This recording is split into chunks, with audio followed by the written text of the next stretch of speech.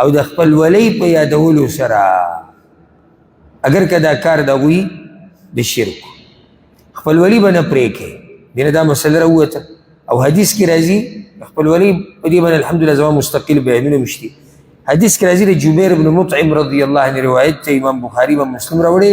لا يدخل الجنة قاطع څوک چې خپل ولیانې پرې کوي دی به جنت ته نه ځي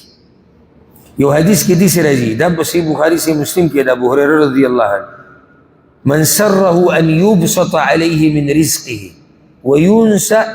في اثره که څوک دا غواړي چې رزق یې پراخه شي او عمر یې ډېر شي او دا موږ ټول غواړو که نه رزق یې پراخه شي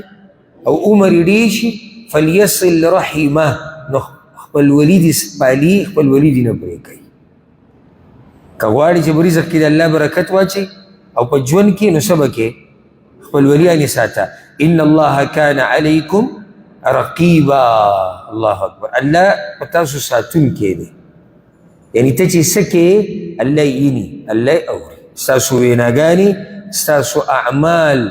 نو رب العالمین ته د هر څه پته ده چې څوک د چا حق خوري او څوک یې نه خوري څوک ظلم کوي څوک نه کوي څوک د الله نه هېرېږي څوک نه هېرېږي انشاءالله روان درس کې به د 2 نمبر آیت نه شروع کوو او د هغه ځینې بیا هغه